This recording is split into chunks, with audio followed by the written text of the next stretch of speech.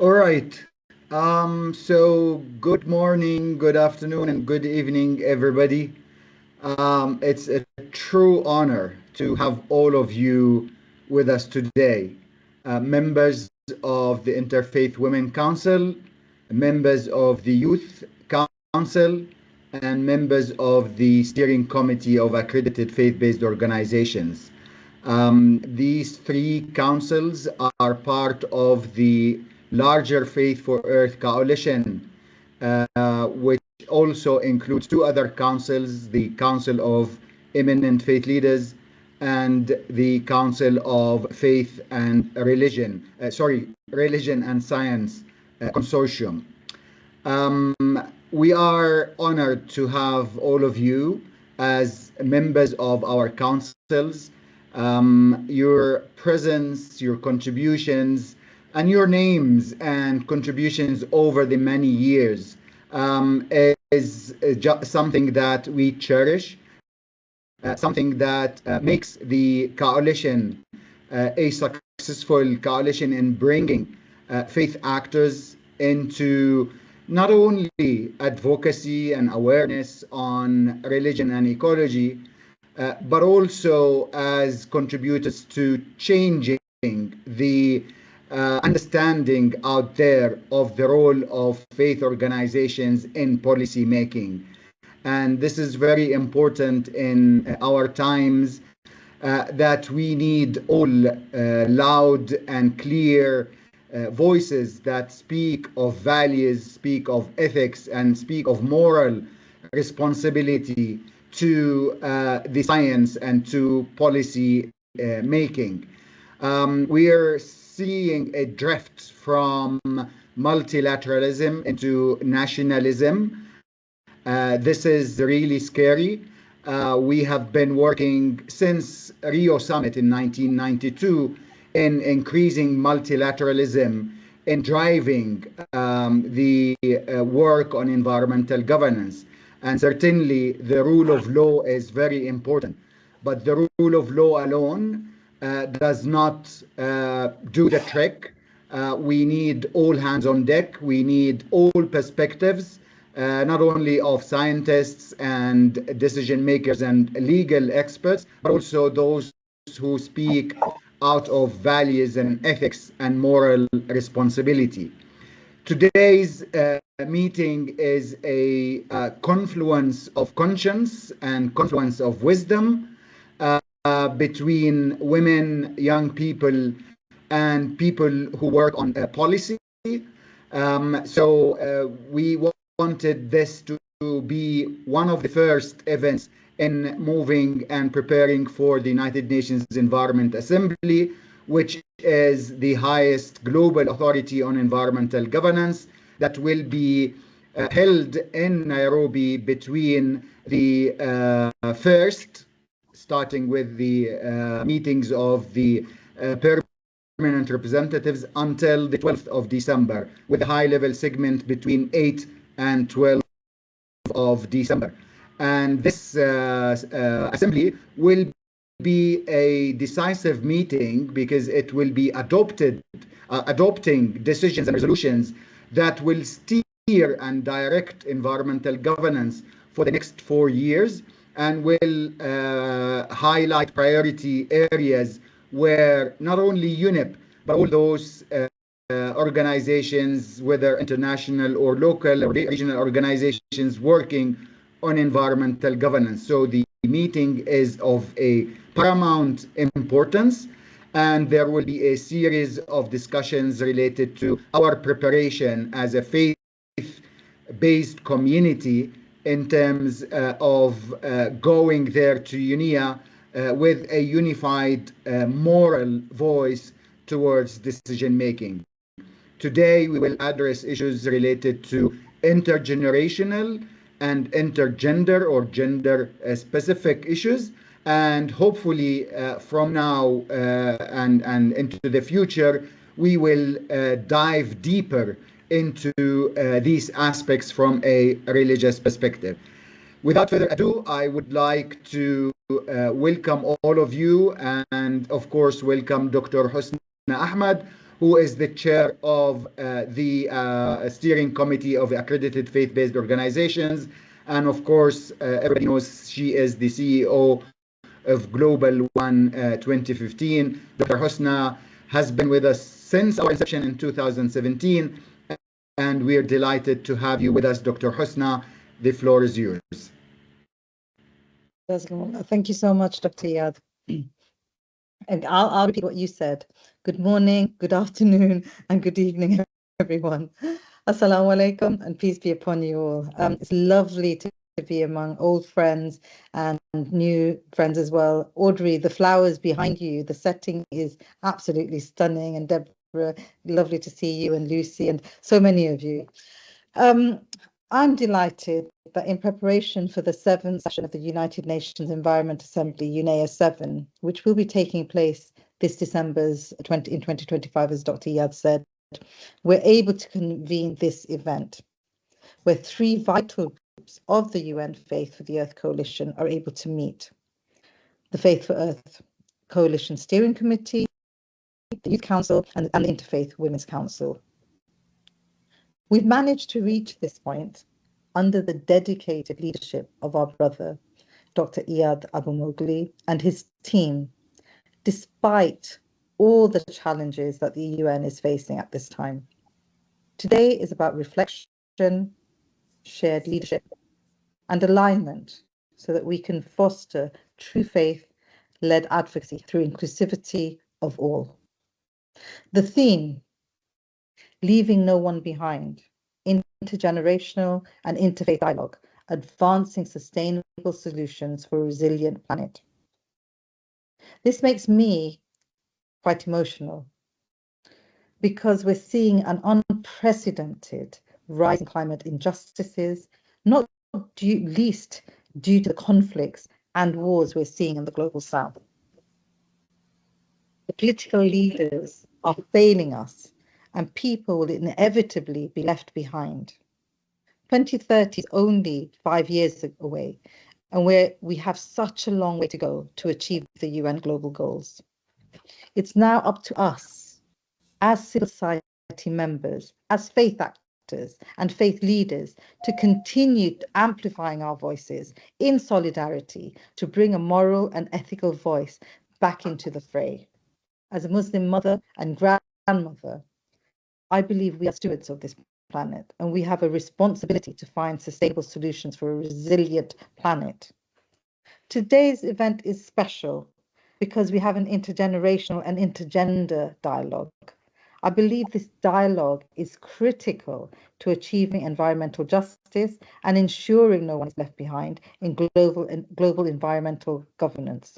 Why? Because we need the wisdom and experience of the elders and the passion and creativity and energy of the youth. As women, we're the ones who are carrying the main burden of the family and our communities. As a member of the Interfaith Women's Council, I know that we are resilient and we continue to have hope, even when everything is dark around us. It is this hope and faith in humanity that I hope we can pass on to the youth. What is the nature and purpose of the steering committee of the Faith for Earth Coalition? So we are a 6-member strong group. I'm the chair, and I have 2 vice chairs, amazing people, Peter Thinney and Tapwa Yemeki, and we have our brother Kamran Shehzad, Samira Siddiqui, Orania Markaki, and of course we have Mikhail. So, as you're aware, the participation at UNEA requires organizations to be accredited to UNEP and UNEA. So our task as a steering committee is essentially to represent the accredited FBOs to UNEP and to ensure that the FBOs have the opportunity to be consulted on UNEP strategies and plans. In the lead up to UNEA 7, we're trying to engage and include all the accredited FBOs, both in the co-creation of the faith input at UNEA and the more substantive deliberations of UNEA 7. The steering committee is supported beautifully by Faith for the Earth team, as you've seen our colleagues here who've been speaking, and my brother Moses Munene, who's been absolutely outstanding. And you know, this has been one of the reasons I feel, by having that support from the team, that we've been able to have these regular sessions every few months. There are about 90 plus members of the FBOs who are accredited, but the engagement so far has been between 40 to 50 members. But that's still positive, because what we're hoping is by having these 2 monthly meetings, we'll increase the number of FBOs that are committed. Because I think it's all very well having a list of accredited organizations, but unless they're activated and they have impact, just having a list is no good. So what we're really trying to do is to working towards UNEA 7, having the organizations really active and working with us closely. So, what we've done is we've been having these knowledge sharing webinars. We've been having webinars where we've had some of the FBOs talk about their concerns, and being able to ask questions, particularly to Dr. Iyad about, how to get the accreditation, how to engage with UNEA 7. So there's been a lot of interaction, and I think it's been really, really helpful and really supportive.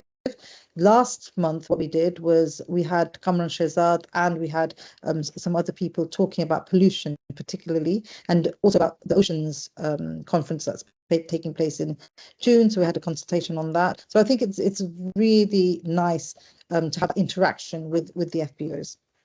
So finally, I think, in terms of, the engagement, what I'd like you to note is that the steering committee has shared the zero draft of the ministerial declaration with accredited faith-based organizations to solicit their review and input. So this is the ministerial declaration of the UNEA at the 7th session, advancing sustainable solutions for a resilient planet. So that will be coming out in December.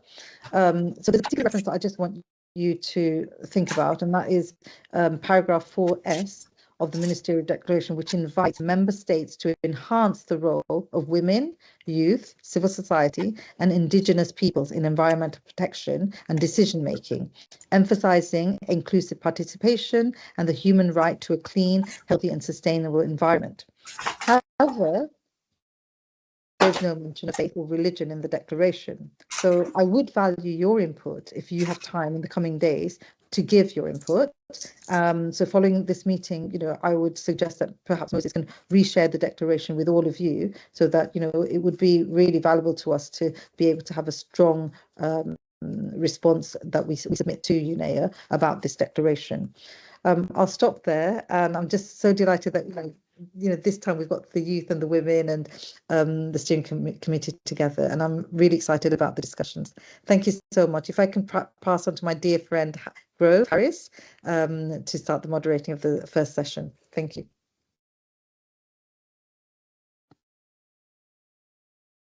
Wonderful. Thank you so much for those comments, Dr. Husna. Really wonderful to hear the work that's in place, and then to be thinking effectively and efficiently about how we can all plug in and amplify it, so we're all coordinated and working together.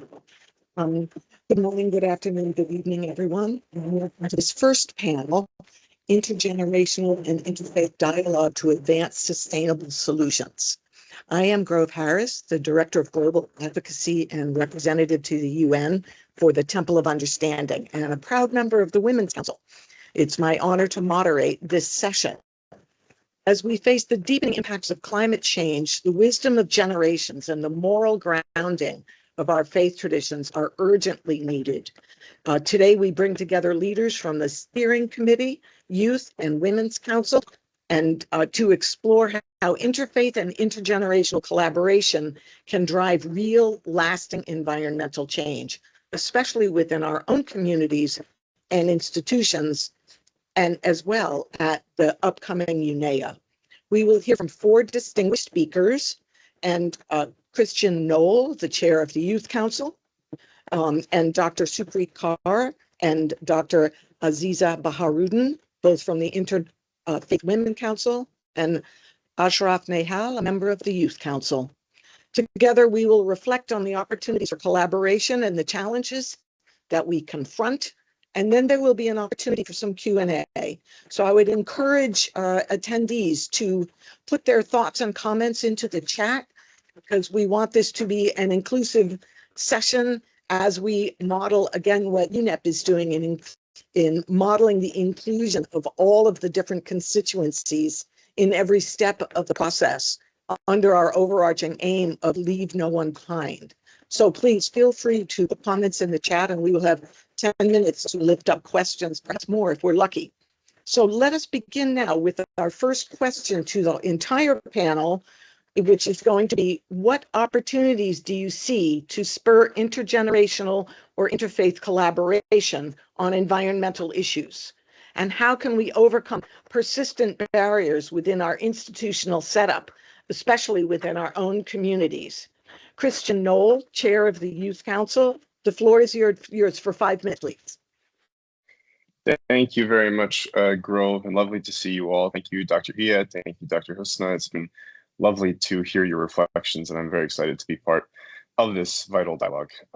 As Grove mentioned, my name is Christian Knoll, and I serve as the chair of the UNEP Faith for Earth Youth Council. I've been in that role for just about a year now. And over the past year, we've seen a tremendous amount of engagement with young people of faith around the world, bringing them together to talk about the environmental advocacy that they're doing in the regions where they're based, which is truly a global coalition, and also share best practices, share reflections, challenges, opportunities for collaboration. And it's been my honor to serve in that role. I'm also the Partnerships and Impact Coordinator at the London School of Economics Faith Center, where I manage our sustainability-related outputs. And so that has been an excellent complement to the work that I've been doing on the Youth Council. I wanted to share 3 main points related to intergenerational and interfaith collaboration. And I hope that this can provide a framework of engagement and a way of thinking about how to facilitate spaces at the gathering in UNEA, but also beyond. And I suppose I don't claim to speak as a representative of the youth. I think that's a bold claim to make, but I do speak as a member of these constituencies who has experienced many of the frustrations that I'm sure my colleagues on this call have also felt. My first point is, I think a major barrier to genuine, impactful engagement is a lack of trust between generations. And I think this manifests in different ways and in different spaces, but the phrase "you don't understand" is something I've encountered many, many times from both angles. I think often we hear it from the young people saying, well, you as an older generation don't understand the challenges we're going through. You don't understand the anxieties we feel.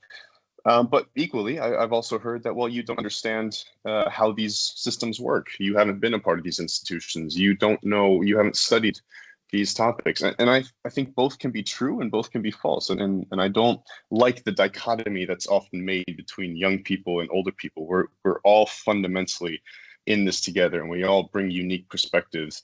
And I think fostering that is truly a challenge. Well, the problem that I see emerging from this lack of understanding is a bit of a, and I'll use a strong phrase of tokenistic sort of engagement, is that young people are brought into spaces but don't really have the chance to contribute. And equally, when young people come into spaces, often it's a matter of putting up a front that can then receive ample attention in their own communities. And I think that's something that we have to break. And sometimes I see this also manifesting in interfaith spaces where there might be a bit of a mistrust between generations. So that's what I view as the challenge. That said, I think there's a tremendous opportunity to have productive exchanges. But in my view, what that requires is time and space that sits between high-level discussion and grassroots engagement spaces. So the question that I would pose is there a space where we can have both sides of the dialogue, so to speak, come in, high-level leaders coming in into genuine dialogue, genuine engagement with young people, so that it's not just a matter of pre-scripted speeches, and it's also not just a matter of filtered areas for venting about our frustrations. And so what I would say is I think we need less youth-led initiatives for youth and less high-level discussions about youth, and more spaces where those two constituencies can come together. And I believe that's vital, particularly in the environmental space, because that is something that impacts all of us on this call and all of us in this world. And so the ability to create spaces where people feel genuinely heard and genuinely valued is so vital. And I think the worst thing we can do is have these spaces make anyone feel that they are being used for somebody else's purpose, or that their competence or perspective is being undermined.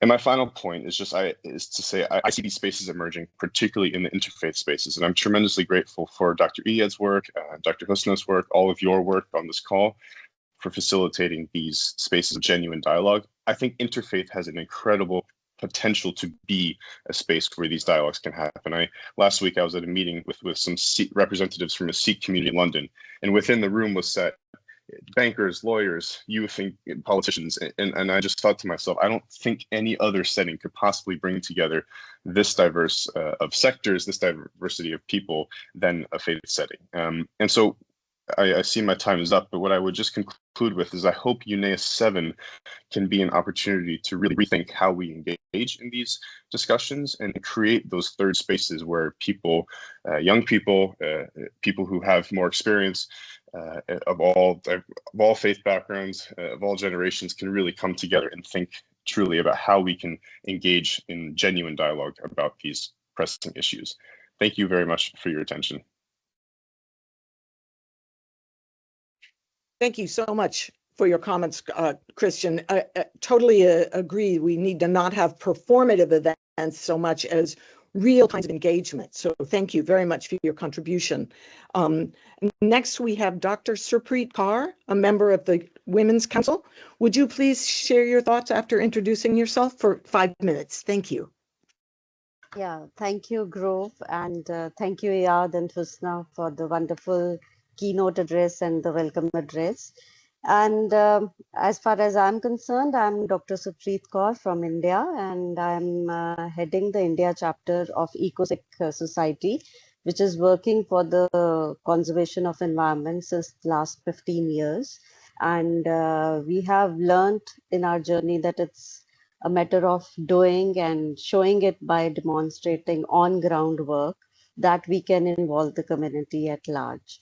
So thank you again. And regarding the question of opportunities and intergenerational and interfaith collaboration, for me, I feel that there are significant opportunities to foster this, especially as the climate crisis touches every community so differently. By leveraging these opportunities effectively requires intentional strategies to overcome deep-rooted institutional and cultural barriers. And I like to repeat for Mr. Christine Knoll, he just shared about the generational gap, which is a reality. And in fact, that was one of my points that I wanted to put forward. Another point that is different is that there are institutional silos. All operate in silos, and there are very few opportunities where we can come together on the same platform and share our vision. So that is very important, and we are thankful to UNEP for giving us that kind of platform. And we need to highlight the common ground values when we are together, like compassion, justice, sustainability, rather than the theological convergences of where we belong. There are also resource disparities, and to solve this, we need to pool resources through interfaith or regional sustainability networks, and we jointly need to focus on environmental justice. Another area that I feel is a barrier is institutional inertia, where we need to highlight the examples where faith communities have come together and there are multi-generational projects which have had real impact. We need to share the success stories much more than we share the negative aspects of each other and of all communities. And we need to create low barrier entry points for action, like we just discussed about the generational disconnect. So we need to facilitate mentorships and reciprocal learning, where climate and environment can be a very, very common area which touches each and everyone. Like at EcoSec, if I take my own organization's example, we have a process of holding interactive sessions with kids, with small children, involving them in activity. So I feel whenever there is activity rather than the talk part, we express ourselves well, very well over there, and we connect with each other on a common ground, which we otherwise don't, because each one of us has a very less attention span of listening to others. I'm sorry if I'm saying that, but it's a fact. And especially with young children and the youth, I feel the same when I am talking to them or having a session, that we need to ask them more questions and take their views and their opinions and then come at conclusions. So that is very, very important. And we need to ask, what kind of planet are we leaving behind? The questions like this are they instill a sense of creativity in the other people's minds, and they help in changing the behavior and the mindset of people. And of course, if we host a climate summit or a roundtable talk, that is also very effective. And we need to engage in rituals for the earth. We need to have joint activities like tree plantation or taking pledge to save water, like something very basic from where we start. And we need to ask how, as an individual, others can contribute to it, and how, as a community, the other people can contribute to it. So all these factors, I feel, are very, very important. And we don't need uniformity of belief to unify around the cause of environment. The climate crisis can be a moral and practical catalyst for bridging long-standing divides, offering a path to mutual healing, I feel. So not just ecological, but social and spiritual as well. So as well as the Sikh community is concerned, so we have faced like barriers like resistance at the managerial levels where the religious organizations are concerned. There is very limited interfaith exposure, as I highlighted earlier. And the generation gap, of course, is there, where it's a big challenge, and we need to overcome this. With, of course, with these few tips and suggestions, I feel there is a lot of hope, and we can all do it together. Thank you. Thank you. Wonderful, Dr. Carr. Thank you so much. You have some really concrete suggestions in there about navigating truths like attention spans, and very practical, keeping the entry level low so that we're being as inclusive and invitational. So thank you very much for your astute comments. Next, I would like to invite Ashraf Nehal, who is a member of the Youth Council, to again introduce himself and take 5 minutes to share your answers to that very first question. Appreciate it. Thank you so much, Grove. And I feel I can do it in less than 5 minutes, hopefully. So I'm Ashraf, and I happen to be a part of the Youth Council, as well as I'm the co-lead for the Children and Youth Major Group thematic focal point for Eco-Faith again. I'm sorry, I see my screen is frozen. Is it fine for everyone? Your sound is fine. Okay, that's fine. So to explore larger into the question about the opportunities and the collaboration avenues, I feel like being a youngster in itself, you cannot do much without the support and mentorship from elders like yourself who are here in the call today. Even if you take faith into consideration, whatever our perspective has been developed, that has been from the stewardship of the faith experts who are in the leading capacities. As a follower of Islam from an Abrahamic faith, the theological foundation of stewardship has very much been propagated into the realm from the eldership qualities. In fact, Islam has even portrayed, that as Khalifa, as seniors of the society, we need to give back to the society, to the future earth, whatever we have in equal capacities. And the same has been reciprocated in different faiths across the way.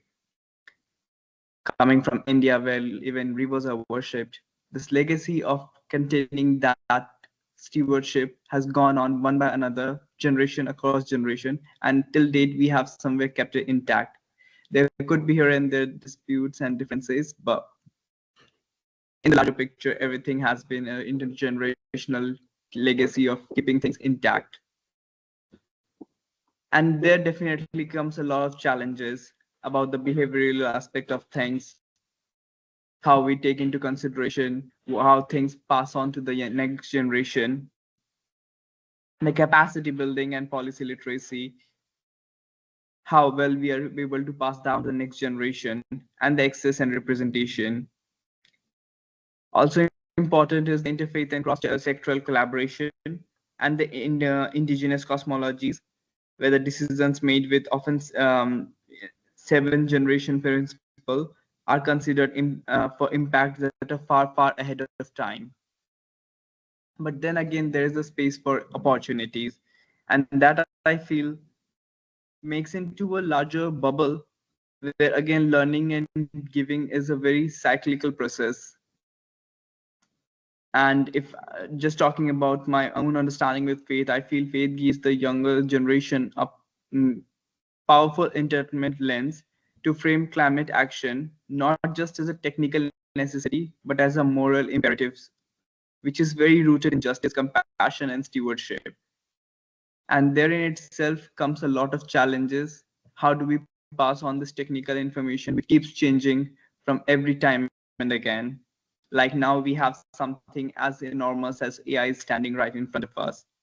And I'm very sure down the line things will change. But that is where the scope of opportunity comes into picture. I feel when we can club the two together, both from the intergenerational as well as interfaith perspective, and taking into consideration whatever little we have to deliver, I feel we'll be able to be on the right track. And just to conclude, I would just like to say that what personally got me driven towards the faith space is the impact faith has in one psyche. You know, we cannot share the same kind of background. Somebody could be an expert on energy, other could be on transitions, somebody could be an expert on climate awareness, environmental whereabouts.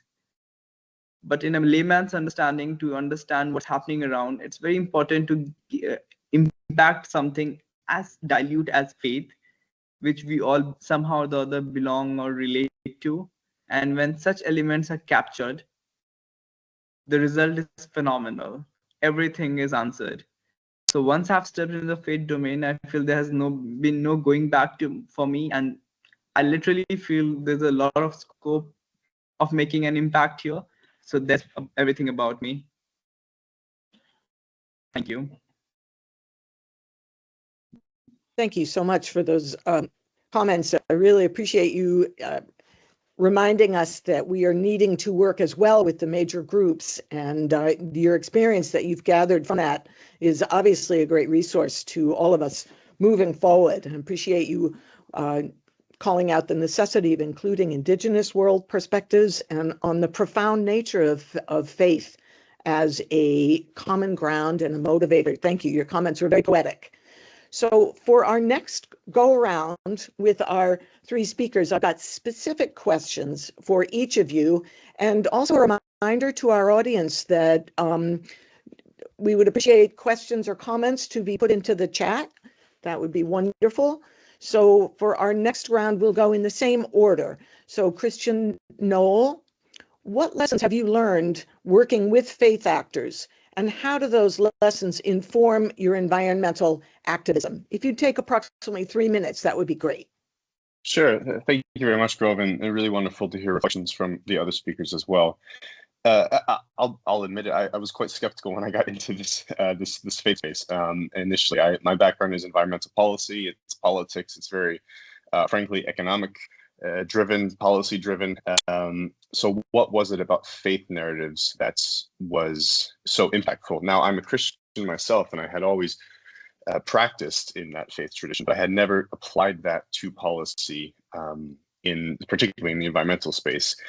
What I've learned from both my role at LSE, which involves faith actors and policymakers, as well as in this capacity as chair of the Youth Council, is three lessons that I've taken from this engagement. The one is that faith narratives bring the abstract notions that we talk about in the environmental space, justice, truth, reconciliation, and they ground them in reality, in a narrative of sense making that other worldviews, in my view, often lack.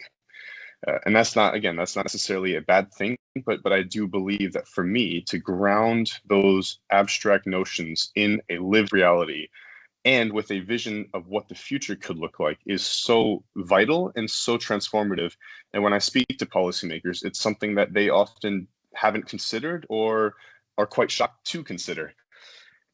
And I think that fundamentally, if we are talking about an abstract issue such as the climate, which is on a time scale that is much further than electoral cycles, having that ability to ground abstraction is so vital. So I think faith provides that. The second lesson is, again, the power of convening. As I mentioned in my previous remark, I was at a meeting with representatives of the Sikh community in London. And again, not to repeat myself, but what became clear was just the breadth of sectors represented in that room. And I struggle to see another fora where, particularly in a siloed space within these institutional setups, where people from all across sectors can come together and really have a discussion about what it means to be sustainable from a faith tradition organically emerge. There was nothing we did to facilitate that. That emerged organically. And the third point is just slightly cliche perhaps, but I do believe that this narrative of hope is so vital. Faith gives us something to work towards, and it may not be in this world, it may be in the next world, but it still motivates action in this world. And having that motivation, having that narrative that regardless of how things turn out, your effort was worth it, has been completely transformative in my work. And so in my work with faith actors and really bridging the divide, or trying to bridge the divide between faith actors and policymakers, I think those three lessons stand out to me as narratives and lessons that are impactful in my advocacy, and trying to bring those together is something that I've been working to do over the course of my activism. So thank you again for your attention. I look forward to continuing the conversation later on. Thanks so much, Christian. Wonderful comments. I'm struck that in some ways there's more faith and hope in artificial intelligence and in new technologies, when in fact we need to ground it in our collective action, and that religious traditions can offer an even greater wealth of that faith and hope. Okay, so our next person is Dr. Supreet Kaur. What faith-rooted strategies have you seen effectively shift behaviors or mindsets within communities on issues like consumption, pollution, or climate change? Yeah, thank you, Grove, for the question. So in the question, there are three main parts of consumption, pollution, and climate change. So I'll speak about from the Sikh community perspective, because there is where my experience lies, and I've seen the changes happening. So the Sikh community has embraced the faith-rooted strategies to address environmental challenges such as consumption, pollution, and climate change. These initiatives are deeply ingrained in Sikh teachings that emphasize stewardship of the earth and communal responsibility. So caring of earth is an act of devotion, and honoring Sikh teachings on caring for creation is divine. For us at EcoSikh and the Sikh lens of selfless service and welfare of all guides us to take sustainable action and inspire it to make it into spiritual celebrations. We have tried to align the religious values with the issues, and in order to inspire the community to support us and to take some measurable actions for it.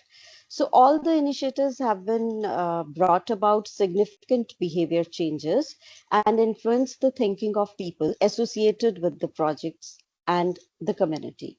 The strategy of demonstrating the change on ground with our work has been really successful in our journey. So to illustrate a few projects, the first is that I'd like to touch upon is establishment of sacred forest across India.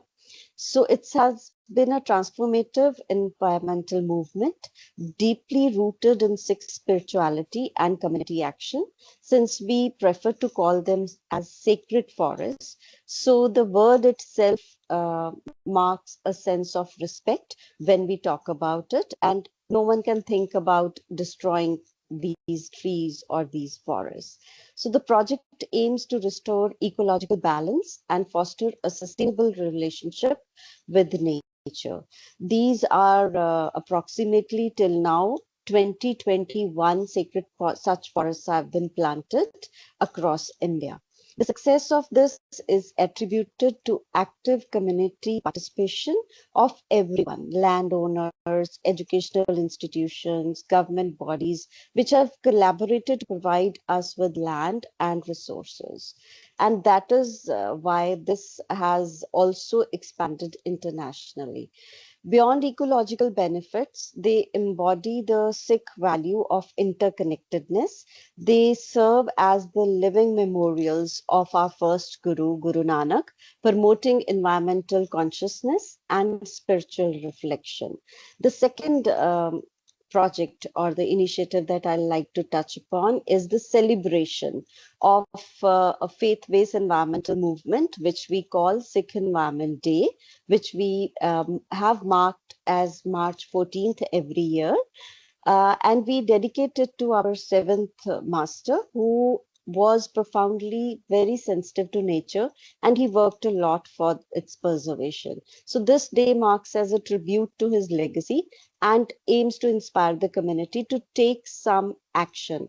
Like we have cleanliness campaigns, educational programs, organic food which is served, and spiritual gatherings where the stories of the how to conserve nature and how our masters used to do it, and also the hymns from the spiritual book are recited, which inspire the community to take further action.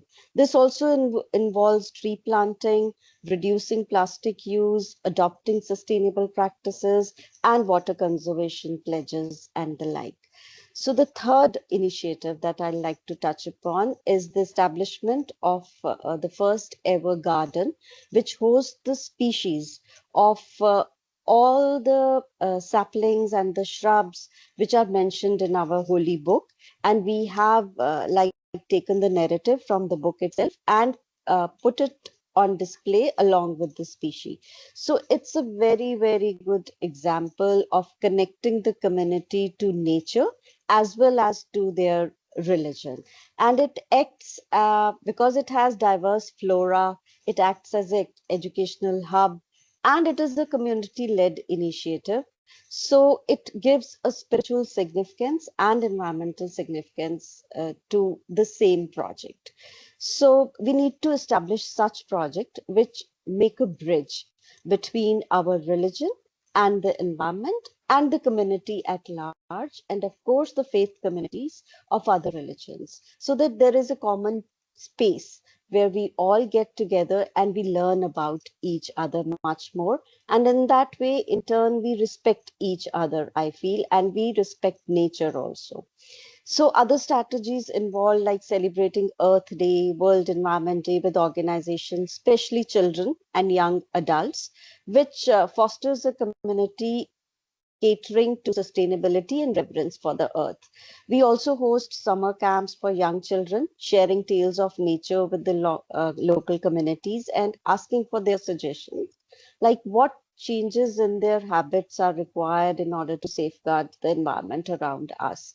So these faith-rooted strategies demonstrate how the Sikh community integrates the spiritual teachings with practical actions to address these issues. So by aligning, I feel, the religious practices with environmental stewardships, we are fostering a mindset of sustainability and communal responsibility. So these are the kind of changes that we all need to work on, and we all need to showcase to the world that these changes can bring about a change in the mindset. And of course, automatically it will have a change, as we call, in the habitual day-to-day working of all of us. So I hope I satisfy the question asked, and thank you so much for the opportunity. Yes. Thank you for your very detailed presentation, and I'd love to hear how other faith traditions are doing very similar work along all those lines. When you spoke about forests, I just automatically took a breath of relief when we think about the forests that accompany us and that provide the oxygen for us to breathe. So thank you very much for your comments. For our next speaker, we have Ashraf Nehal, and your question is, in your experience, how can young people of faith better influence formal environmental policymaking processes like UNEA? What support do they need from other actors within the faith network or institutions? Thank you. Thank you, Grove, for the question. To answer that, I would like to reiterate figuring out why do we need youngsters in the first place. And I feel is youngsters are significantly the capacity building group who can not only influence formal environmental policy making, but they are in the capacity that they can make it with a moral conviction, and they can bridge that with an informed advocacy. They can speak for the generations to come with a learning lens and a better equitation to that. Definitely relating that and tying it to a previous question, they do need the elders' mentorship and guidance, but they can do it in a very informed pattern of advocacy. And reiterating a lot of what I said earlier, that youth has the powerful ethical lens, and it can see climate action from a very broader framework. But again, this is where the assistance, or I mean, in the previous question, I had framed it as the challenges, but here it comes as where we need the assistance. One is about the platform. It's very important to bring such people in the foray. It's important to see more of Christians and other members to represent the group internationally. Because when I talk about the climate space, I feel it's the same kind of youngsters from across the space globally who are represented anywhere and everywhere. And sorry to be so blunt, but I feel they all have some kind of influences here and there. Either they come from a politically backed group or they come from a privileged section. That's been my experience. And people who talk about the space, they need to be given the platform. That is where we need the policymaking backing, which I'm very glad that with Faith for Earth, UNIA is into it. But I feel the similar models, if worked out in different capacities like UNFCCC, UNCCD, would also be a good turnover. On just taking a bit of credit there, last year with the Commonwealth Secretariat, we happened to deliver the Intergenerational Interfaith Dialogue with IAD's participation, and IAD having made into that panel was such a positive light that the Commonwealth is now very serious on faith and climate space, and they are also setting up a youth network there. So I feel more of such, policy level, high level deliberations are important to make it more serious. Second comes about advocacy and policy making assistance, as well as the capacity building. It's very important that the youngsters who are there, they need to know what they're speaking about. They need to know their stuff well, so that they are going to present it here and there in the best of volumes and articulation. And the cross-sectional collaboration. A lot of the things that the interfaith group or religious groups advocate for is somewhere the preferential option for the poor or the marginalized section. Now, if you think from a very broader and a youth-oriented perspective, I feel there's a lot of mobilization chance there. We can not only just do it from a faith perspective, but you see you're catering to larger indigenous groups, or you're just serving humanity. And be it SDGs, be it every other problem the world is facing currently, that's the fulcrum of it. That's where all of it can work out. So this intersectional and intergenerational collaboration is very important. Different stakeholders, be it politicians, lawmakers, think tank, academic experts. Everyone needs to come into the picture.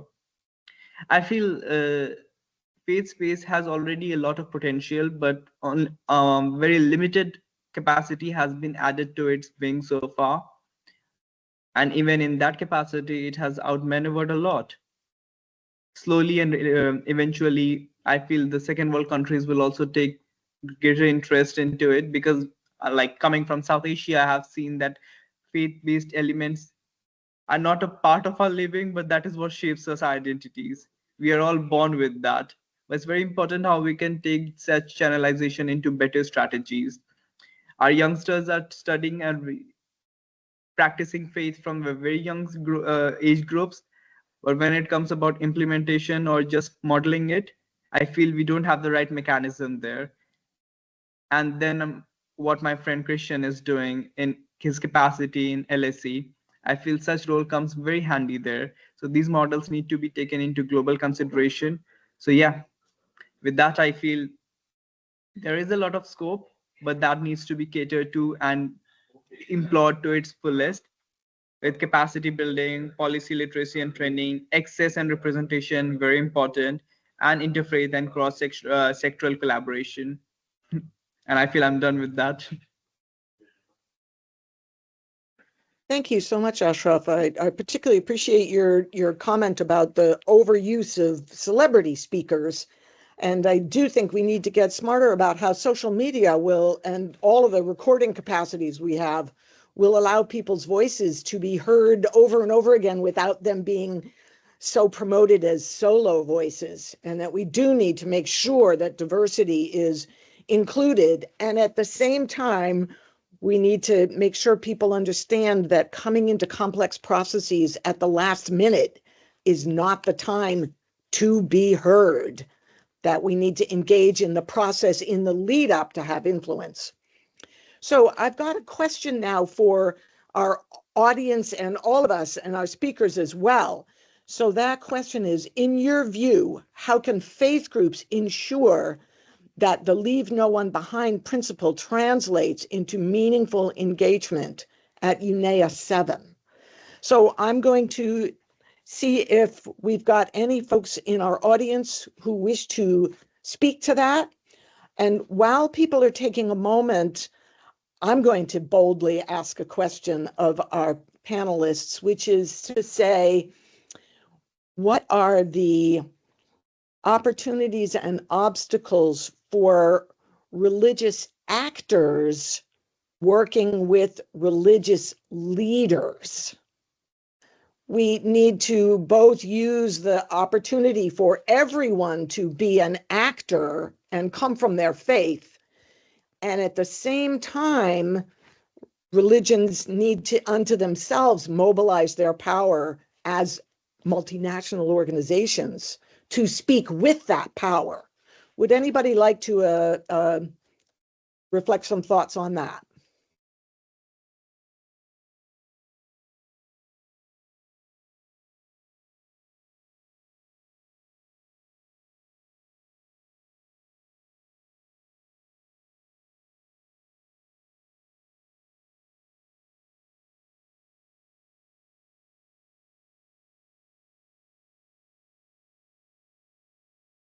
Please feel free to unmute and go ahead.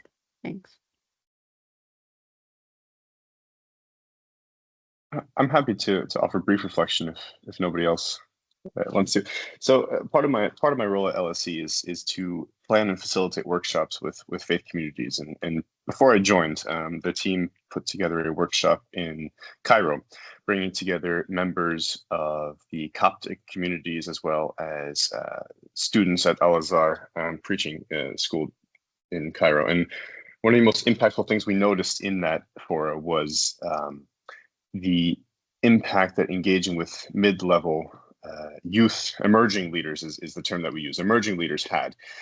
There was a bit more freedom in their willingness to express some theological reservations, some theological challenges. And so relating to the question of leadership versus engagement. I don't think it has, mid-level engagement. I don't think it has to be two different things. I think it can be two sides of the same coin, that there is, of course, the need to engage with high-level faith leaders because they represent these faith communities in these international spaces. They can provide a voice on this to a certain level for those communities. I think Pope Francis was an excellent example of an individual who did this and fundamentally transformed the moral narrative around this issue.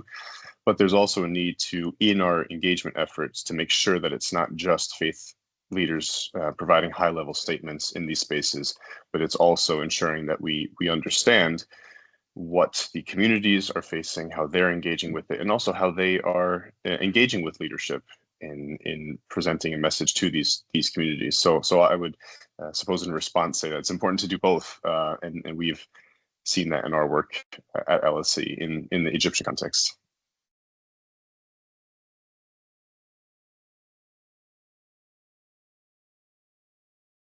Hello, Thank you so much. Hello, I'm Gayatri and I represent the Brahma Kumaris. I'm sorry, my camera doesn't seem to be working. I'm on my phone. Christian, I'd like to put my question to you because you made an interesting comment that struck me personally very deeply. And you said that there's a lack of trust. And the lack of trust shows up in a statement that is usually made, you don't understand. And I remember when I was in my early 20s talking to the seniors in my own organization, being a representative of the Brahma Kumaris to the UN, and I go into meetings at our headquarters in Mount Abu, I would start my interactions with them by the words, you don't understand. And what I experienced in a very subtle way was a kind of a coming down of a barrier between my generation, which was early 20s, and their generations, which was 60s. And I didn't understand that until I had a conversation with one of the seniors. And I said, why do I feel such a resistance to their resistance to me? So it was like a clashing of me resisting their resistance and their resisting my resistance. So it was like a double whammy, as we would say. And so she then brought it to my attention. Have you ever observed how you start your conversations with them? And that is, you don't understand. So my question to you is, if, as Ashraf said, that we do need the stewardship of our elders, that is still very important. But then you have the Gen Z, the generations, and you're going to have the alpha generations, and the alpha generation is definitely going to be the AI generation. So how do we remove, oh, we are understanding one another, or we are, complementing one another, the meeting of hearts then, as well as the meeting of understanding and intellect. How do we create these spaces, these productive spaces in which high level of wisdom kind of meet the realities on the ground that people are facing? And how do we marry the wisdom and the justice, as you started with? So that is my kind of question to you. Well, inquiry more than question, inquiry. Thank you. Certainly. Well, thank you very much for the question. I think I certainly can't prescribe an answer to that directly. I think one example of an impactful space that I was recently in was the Spirit of Humanity Forum in Reykjavik in Iceland, which Dr. Husna was at as well. And that was actually organized in collaboration with the Brahma Kumaris. And what that was an opportunity to travel to somewhere outside of where we normally operated and to take, I believe it was 3 or 4 days to have sessions in which we had a genuine engagement. And there was a youth leadership team there that was part of coordinating that event. There was financial support, logistical support available for a select delegation of young people to come and participate. There were breakout sessions. There were moments of collective reflection. And I think that was a good example of what that could look like.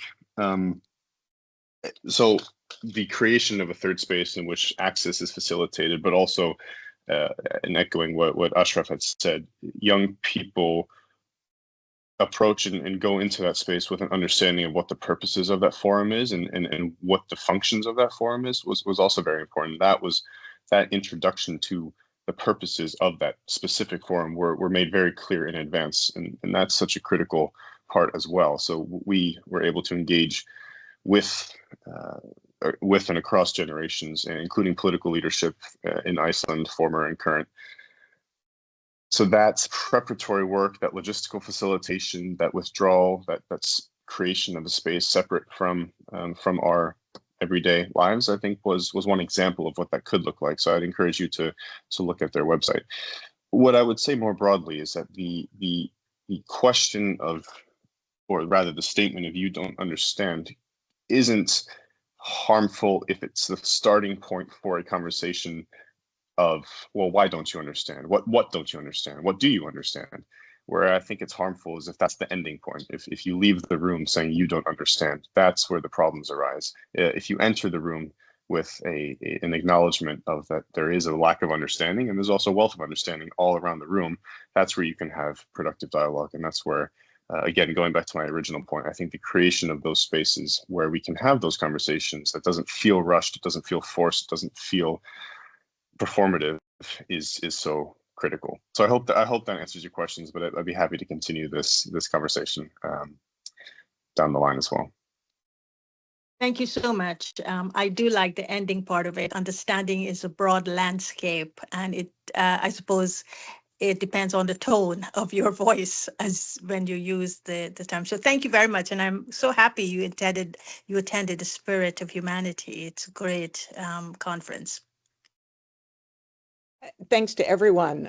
This is intended as an ongoing conversation, and these questions about trust and understanding are profound ones that I want to encourage people to be thinking about and writing about, because it's obviously a crucial issue. But at this point, we need to wrap up this panel so that we can shift to the next panel, which will offer reflections on the content of this panel. So I want to continue to invite people to put their thoughts, any resources, etc., in the chat. But at this point, I wish to thank the wonderful panelists who we have already heard from. Really appreciate the depth and breadth of your comments, and also to hand this panel over now to my dear colleague, Lucy Plummer. Thank you so much, Grove. Yeah, and thank you everyone for your contribution so far. You know, with the speakers, what you shared, it really feels that we're really opening up, and this space feels like a truly intergenerational dialogue. So thank you all for being part of that. Yeah, we're starting to kind of wrap up the dialogue. But as Grove said, this is definitely not the end. This is really the starting point. So as we reflect on, you know, the dialogue so far, I'd really love to encourage us to think with a forward vision, you know, not just reflecting on what we've learned or what we're taking away, but what can we really bring forward? And just, I'd like to share just a couple of things that I've really taken away from the conversation so far. Supri, I really liked your comment about really asking children and young people their opinions. It's, you know, many times they listen, but yeah, how much time do we actually give to ask and really listen? And that really links, Kristen, to your point about, you know, going beyond tokenism. And also, Christian, something that really struck me with what you were saying and is about you know, the breadth of people that faith spaces bring together. And the reason I asked a question to you in the chat about why did you start applying your faith, because I think so many people have a faith but they don't apply it. So I was really keen to hear, you know, why did you start applying it? Because I think, you know, I'm surrounded by a lot of people who kind of, you know, don't apply the faith, and that could really be so much value created from applying. So yes, and Ashraf, what you said about, you know, youth can really advocate for generations to come.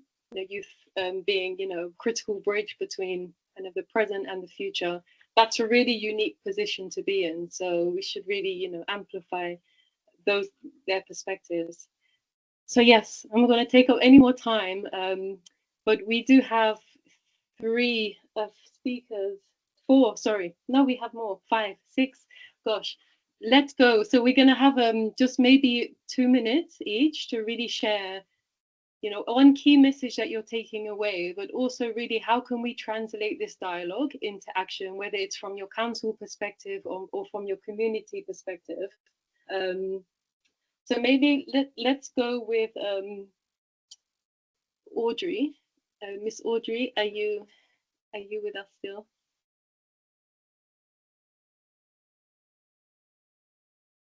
Audrey Kitagawa? Yes, thank you so much. I had to unmute my mic. Thank you for the opportunity to share my reflections.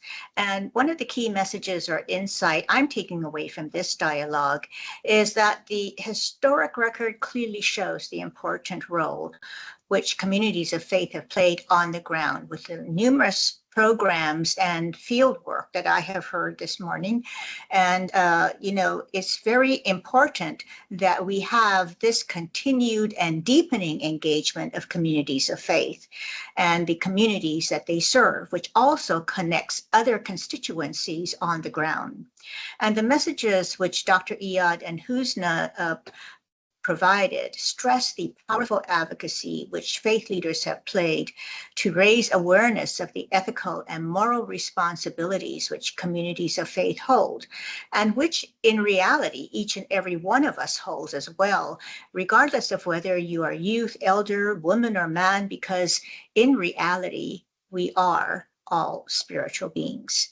And the role of Women's Council, I feel, can best be utilized, the Women's Council who represented here and elsewhere, through their deeper engagement with each other to undertake really consultative processes to translate this morning's dialogue into action for UNEA. And in many regions, women bear a disproportionate responsibility for securing food, water, and fuel for their families. And women play such a crucial role in environmental protection, often as the very first responders to environmental issues, and their voices are really essential in shaping policy and action. So, you know, if you're going to be calling on me to share further reflections, or if this is my only time to speak, Lucy, can you flag whether this is my only time to speak at this time? And if so, then I will do a, conclusory comments, because I see the opportunities for greater collaboration among women and faith leaders for environmental justice, which is the fundamental recognition that everyone has a right to live in a healthy, safe environment, regardless of their race, socioeconomic status, and other factors which can be very marginalizing. For example, issues of public health, environmental hazards, and extreme weather conditions. So the voices of women and youth, who I feel have been represented very well here, especially the youth, must be heard and continue to be heard. And more doors of opportunity must be provided in decision-making processes and the avenues of advocacy to ensure the human rights of everyone to a safe and healthy environment. And we are all in this together, so we must collaborate and work together to achieve a future for all based upon sustainable solutions. And the resilience of our planet depends on its capacity to continuously regenerate itself, because its regenerative powers depends on a healthy environment. So thank you. Thank you so much, Audrey. Next, we'll go to Christian for your final thoughts. Thank you, Lucy. And just to say, this wasn't originally supposed to be me. I don't mean to dominate the discussion, but unfortunately, my co-chair was ill, so I had to step in. But as I've mentioned many times, I really appreciate all the insights offered in this panel. Yeah, I think that, again, I'm organizing in threes. I'll take away three things. I think the first thing is we have a lot of creativity to operate within the institutions that we are a part of. One of the framings of the first question is, what institutional barriers are there? And I often feel that we focus too much on the institutional rigidity and not the creativity and flexibility within those institutions. Institutions are living, evolving things because they're made up of individuals. And I think every individual in this call is part of an institution, has a certain amount of creative flexibility to seek to implement small reforms within that. So I think it's important to focus on that, while also recognizing the barriers that do exist. The second thing I'd like to point out is we have a lot to learn as the Youth Council. We have a lot of things that we would like to bring to UNEA, but we also have a lot that we want to develop. And I'm struck by my friend Ashraf's comment on the need to develop policy understanding in order to participate in a process of co-producing policy. And for that, we really need your support. And there has been a lot of youth and not a whole lot on women. And I'd be very, in this panel in particular. So I'd love to hear more about those efforts and how to incorporate those into the work of the council. So that is an open door, an open invitation for further dialogue between myself or my co-chairs and members of the council and yourselves. And the final thing I'll just say is I think convening is so powerful in bringing people into these spaces, but making sure that it's not just me, not just Ashraf, but really people from the Youth Council at UNEA and beyond is so important. And for that, support's needed, but also collaboration. So thank you very much for your attention throughout this session. And like I said before, looking forward to continuing the conversation. Thank you, Christian, for your comments. Next, we're going to go to Deborah Boudreau from the Women's Council. Thank you, Lucy. And I'm very grateful. This is Deborah Boudreau from Buddha Tzu Chi Foundation. Nice to see everyone. And I'm so happy to hear from everybody's efforts. But I'm going to push a little bit different. Harris, I totally agree. And the young generation and Audrey and Dr. Husna and Noor. I want to strongly suggest from us, today we have this space for our three parties inter-dialogue. UNEA, we're going to submit it, the waste initiative statement. Can we, as a team, internally, we can present a community project together to share a successful internal partnership and also demonstrate a know-how collaboration outcome. Then we can breaking the silos, demonstrate successful engagement, and also using social media to present our collaboration outcome during UNEA 7. We can develop a lot of advocacy policy, but going down to the community, we have to have actions. The action and the data can present the partnership capacity building.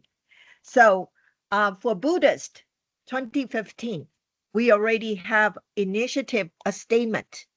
And I'm so happy this year, if we still have time, we can do something together. That would be wonderful to see our collaboration outcome.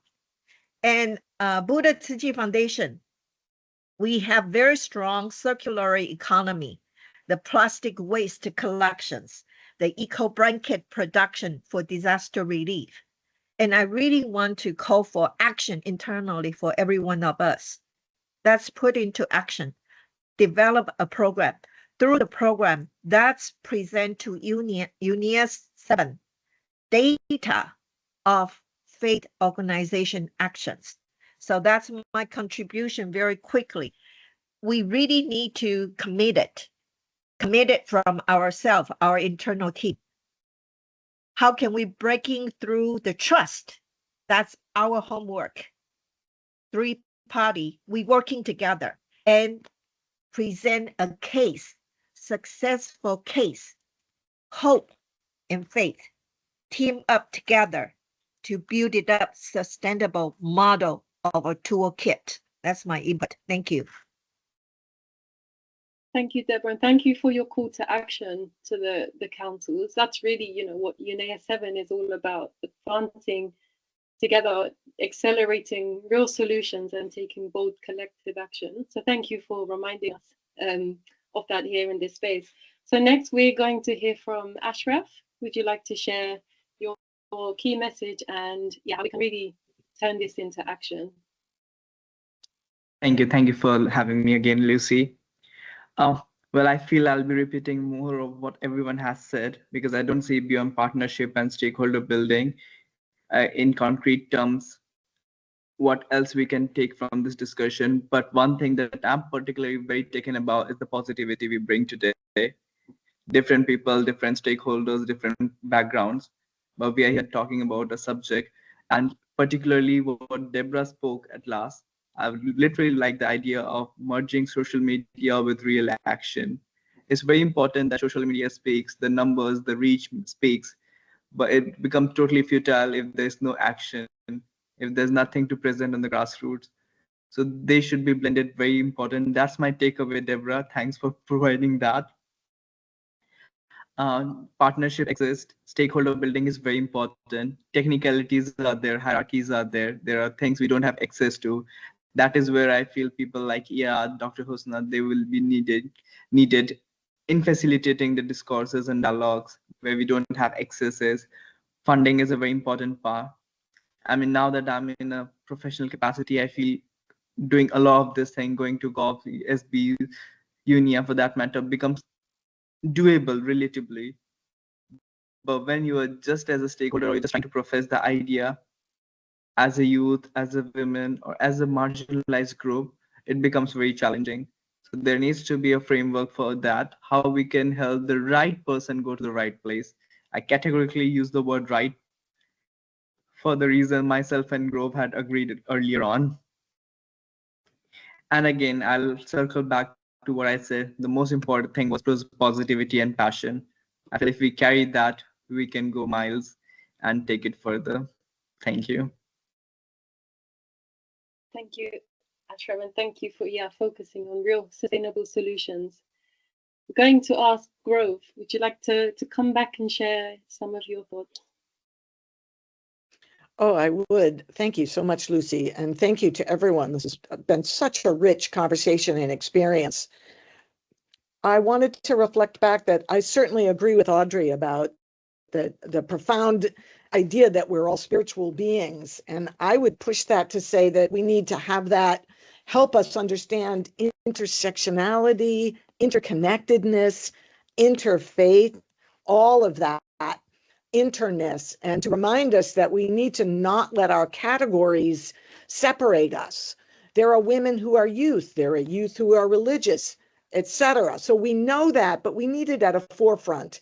I think we also need it at a forefront to say, I am not separate from the pain being suffered by so many locations in the planet, whether it's from climate change impacts or from war being waged in my name. This is painful, and we need our religious traditions to help us think about grief and how do we continue to stay both self-caring and as activated as we need to be. I want to say that from an interfaith perspective, the values of curiosity, respect, and introspection are really important because they help us honor difference. And that's where respect and introspection come in. And that othering remains a key problem. I want to understand that another person is different from me and explore that. But I also want to know that we are spiritual beings and that we have mutual concerns in being able to continue to breathe fresh air on this planet. I also think we need to be clear that there are power systems in place that are larger than the national systems, and in which case we cannot avoid looking at the financial systems, and that we can't avoid of looking at systems like cryptocurrency and AI, which are so huge and not bounded. So again, respect for international law and support of the comings together of the UN and creating ways that is more powerful to reach in the grassroots corners of the world. Thank you. I appreciate the opportunity to share. Great. Thank you so much, Grove. And thanks everyone for keeping your comments brief, but really powerful. We have a final comment from a member of us from the steering committee, Miss Sorenia Markaki, would you like to take the floor? Yes, thank you so much, Lucy, and thank you everyone for your contributions. As we close this meaningful discussion and dialogue, one key message that resounds is the need for trust across generations and sectors. We heard clearly the genuine intergenerational dialogue where young people and adults share the same space is essential for moving from words to action, and we urge for action at this moment. Faith can serve as both a grounding force and a unifying language, offering hope and purpose as we navigate the complex intersection of environmental justice, consumption, and anything that comes in front, climate change. To translate this dialogue into action at UNEA 7, we must prioritize inclusivity and accessibility. This means intentionally creating shared spaces where youth are not just present but empowered, where technical knowledge is passed on through mentoring and capacity building, and where faith-rooted strategies are used to inspire behavioral change and policy engagement. We must bring the dialogue closer to communities, connect people with nature, and frame environmental action as a sacred duty. Looking ahead, there is tremendous opportunities for collaboration among youth, women, faith leaders, and the community by bridging their efforts through shared projects, maybe training initiatives, or maybe even advocacy campaigns. We can create a powerful intersectional movement grounded in empathy, mutual respect, and care for creation. Let us leave this space not only inspired, but committed to listen more deeply, to act more collaboratively, and to uplift every voice in the pursuit of environmental justice. Thank you. Wonderful. Thank you so much, Sorenia. So I'm glad we've got this recorded because there's just so much that come out in this dialogue today. So I really look forward to the reports.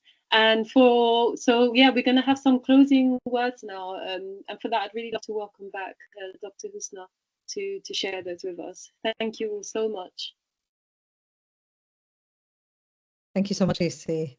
Oh my goodness, it's just been incredible. I'm so glad. I mean, this is the first time that, there's an intersection groups, the steering committee, the youth council, and the women's interfaith council. And I think, it's been a really rich conversation that's been happening.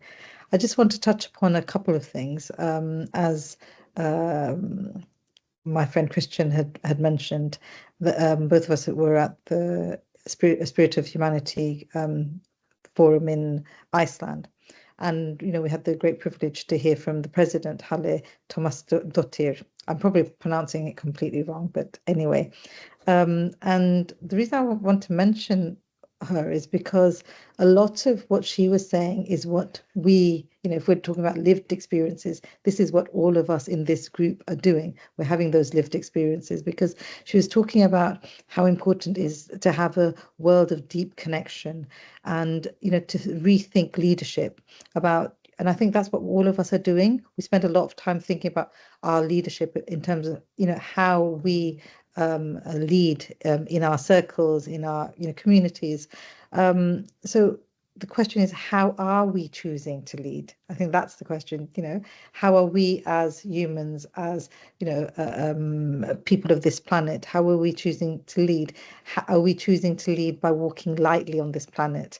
These are things that we really need to reflect upon. And the other thing that she was talking about, and I think this has come out a lot in this conversation, is about the importance of building bridges, that we have to be, people who build bridges between communities and sectors and things. And I think, Christian, when you were talking about the conversations with the Sikh community last week, where you said there were so many different people from different sectors coming together, and the faith was the connection.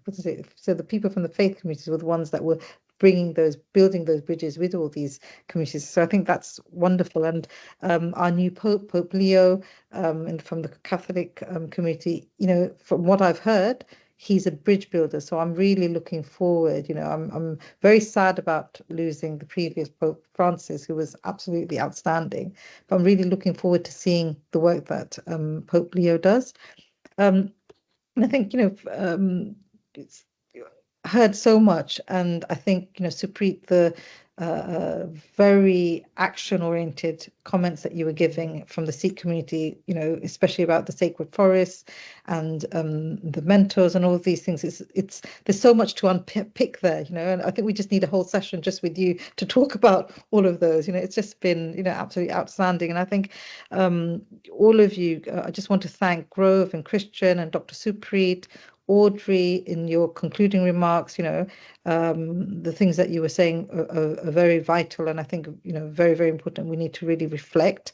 Ashraf is a youth, Lucy, Deborah, Orania. I think, there's a lot that we can take away, but a lot that we can then think about focusing on some more, specific, whether it's seminars or webinars, that we can really unpick some of the thoughts.